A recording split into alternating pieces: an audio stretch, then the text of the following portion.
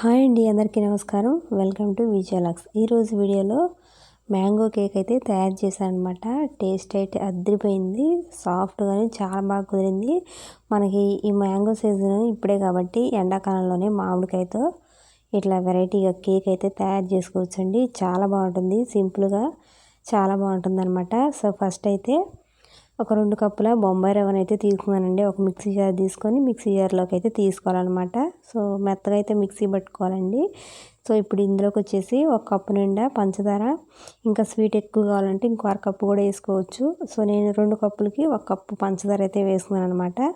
So main మనకు కావాల్సింది mango కదా, మ్యాంగో కేక్ కాబట్టి ఒక కాయ అయితే నేను తీసుకున్నానండి.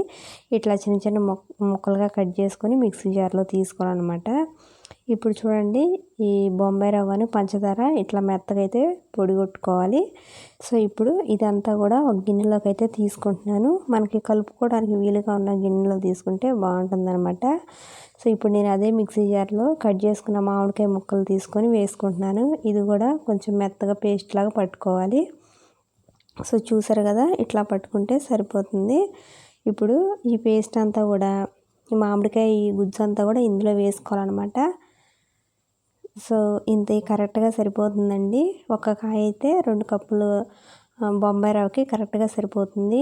1 కప్పు అయితే పెరుగు తీసుకున్నాను. సో పెరుగు బాగా పుల్లగా ఉండని అవసరం లేదండి, మామూలు పెరుగైనా తీసుకోవచ్చు. సో ఇది కూడా ఒకసారి మొత్తం అంతా కూడా బాగా కలిపేసుకోవాలి. కొద్దిగా మ్యాష్ చేసుకుంటూ కలుపుకోవాలండి. నేను ఇందులోకి పాలు అట్లా ఏం కలపలేదు, ఇట్లా మందంగా అయితే వచ్చిందనమాట ఈ బ్యాటర్ అనేది. ఇప్పుడు ఇందులోకి ఒక అరకప్పు వరకు ఆయిల్ కలుపుకోండి. అంటే స్మెల్ లేని ఆయిల్ ఉంటుంది కదా, అదైతే కలుపుకోవాలి. సో ఇదంతా కూడా మళ్ళీ ఒకసారి బాగా కలిపేసుకోవాలన్నమాట. మనం బ్యాటర్ మరీ గట్టిగా కాదు, మరీ పలచగా కాదు, మీడియంగా ఇట్లయితే కేక్కి మీడియంగా తీసుకోవాలన్నమాట ఈ బ్యాటర్ వచ్చేసేసి. సో ఇప్పుడు మొత్తం ఆయిల్ అంతా కూడా బాగా కలిపేసుకున్నాక కొద్దిగా అంతా సాల్ట్ వేస్తున్నానండి. సాల్ట్ వేస్తే బాగుంటుంది కదా. సో ఇందులోకి పాలు, 1 కప్పు పాలు అయితే ఖచ్చితంగా సరిపోతాయండి. సో నేనైతే కొద్దిగా పోసుకుంటా కలుపుకుంటున్నాను అనమాట. ఇందాక చెప్పాకండి, మరీ లూజ్గా కాదు, మరీ గట్టిగా కాదు, మీడియంగా మనం ఈ పాలు అనేది యాడ్ చేసుకోవాలన్నమాట. బ్యాటర్ కూడా మీడియంగా ఉండాలి. సో చూసారు కదా, ఇంకా కాస్త గట్టిగానే ఉంది, అందుకని ఇంకాస్త పాలు అయితే కలిపి మళ్ళీ ఒకసారి మొత్తం కూడా బాగా కలుపుకోవాలన్నమాట. సో చూడండి, ఇట్లా ఉంటే సరిపోతుంది. ఇందులోకి కొన్ని టూటీ ఫ్రూటీలు ఉంటాయి కదండి, అవైతే యాడ్ చేస్తున్నాను కలర్ కోసం, మధ్యలో టేస్ట్ కోసం కూడా ఇట్లయితే కలుపుకుంటున్నాను అనమాట. ఇందులోకి గోధుమ పిండి కొద్దిగా వేసుకొని కలుపుకోవాలి అంటుకోకుండా. ఇప్పుడు ఈ బ్యాటర్లోకి కొద్దిగా వంట సోడా 1 స్పూన్ అయితే బేకింగ్ పౌడర్ 2 వేసుకోవాలండి. 2 వేసుకుంటే కేకు బాగా ఫ్లఫీగాను బాగా అయితే వస్తుందన్నమాట. ఇప్పుడు ఇందులోకి ఈ టూటీ ఫ్రూటీస్ ఇందులో అయితే కలిపేస్తున్నాను. కలిపి మొత్తం కూడా బాగా కలుపుకోవాలి ఇప్పుడు. సో ఈ వంట సోడా, బేకింగ్ పౌడరు మొత్తం కూడా బాగా కలిసేలాగా పిండి అంతా కూడా మొత్తం బాగా కలిపేసుకోవాలన్నమాట. మనం కలిపే కొద్దిగా ఈ బ్యాటర్ అనేది బాగా ఫ్లఫీగా అయితే అవుతుంది. ఇప్పుడు ఇందులోకి కొన్ని జీడిపప్పులు వేసుకొని కలిపేస్తున్నాను. పైన గార్నిష్ కూడా కొన్ని ఉంచానండి, ప్రజెంట్ అయితే కొద్దిగా వేసాను అనమాట. పిండి బాగా కలిపేసినాక కాస్త ఎయిర్ గ్యాప్స్ అయితే వస్తాయండి పిండిలో. సో నాకు కాస్త గట్టిగా అనిపించింది, అందుకే కాసినన్ని పాలు అయితే పోసాను అనమాట.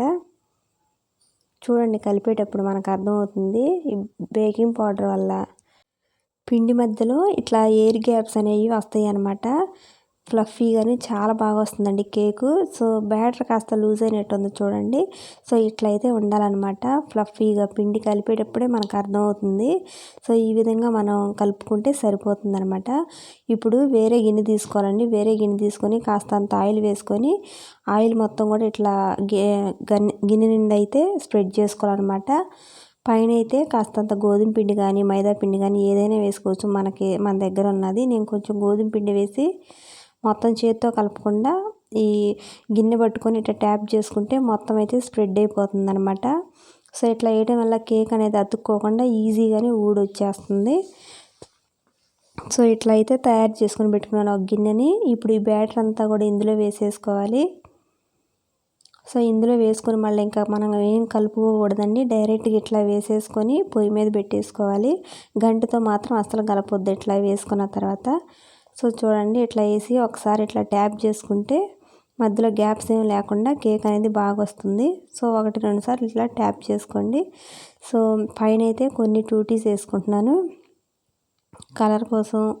ఇవైతే చాలా బాగుంటాయండి. కేక్ చూడడానికి బాగుంటుంది, తినడానికి కూడా బాగుంటుంది. కొన్ని అయితే జీడిపప్పులు, పైన అయితే కొన్ని గార్నిష్ లాగా వేస్తున్నాను. ఈ కేక్ మీరు కూడా తయారు చేసుకోండి. టేస్ట్ మాత్రం చాలా బాగుందండి. ఫ్లఫీ కానీ చాలా బాగా వచ్చిందనమాట. సో నేనైతే ఒక పెద్ద గిన్నెలోకి ఇసుక తీసుకున్నానండి. ఇసుక కానీ సాల్ట్ కానీ ఏదైనా కానీ వేసుకోవచ్చు. నేనైతే ఇసుక తీసుకొని కింద ఒక గిన్నె అయితే పెట్టుకున్నాను. బాక్స్ గిన్నె అయితే ఒకటి పెట్టేసి దీని మీద అయితే ఇప్పుడు ఈ కేక్ బ్యాటర్ ఉంది కదా, ఈ గిన్నె అయితే తీసుకెళ్ళి అందులో పెట్టేస్తున్నాను. ఇంకేం కదల్చకుండా దీని మీద ఒక మూత, పైన కూడా మొత్తం కవర్ చేస్తా ఒక మూత పెట్టుకోవాలి. ఒక 30 నిమిషాల వరకు మీడియం ఫ్లేమ్లో పెట్టుకొని ఉడికించుకుంటే వెంటనే వచ్చేస్తండి. నేను ఇప్పుడు కొద్దిసేపు ఉన్న తర్వాత చూశాను. ఒక 10 నిమిషాలు ఆగిన తర్వాత మంచిగా అయితే కుక్ అవుతుంది. ఒక 30 మినిట్స్ తర్వాత నేను మీకు చూపిస్తున్నాను చూడండి. సో మొత్తం కూడా మంచిగా అయితే ఉడికిపోయింది. చాలా బాగా వచ్చిందండి కేక్ అయితే. మనం ఉడికిందో లేదో టెస్ట్ చేసుకోవడానికి ఇట్లా ఒక చాకుతో గుజ్జు చూస్తే అంటుకోకుండా నీట్గా వస్తుంది. అంటుకుంటే ఉడకనట్టేనండి. సో ఇప్పుడైతే బాగా అయితే వచ్చింది కేకు. టేస్ట్ కూడా అంతే బాగుందండి. సో ఈ చాక్ అయితే ఏం అంటుకోలేదు. మొత్తం అయితే బాగా ఉడికిపోయింది. బాగా ఫ్లఫీగాని బాగా వచ్చిందండి కేక్ అయితే.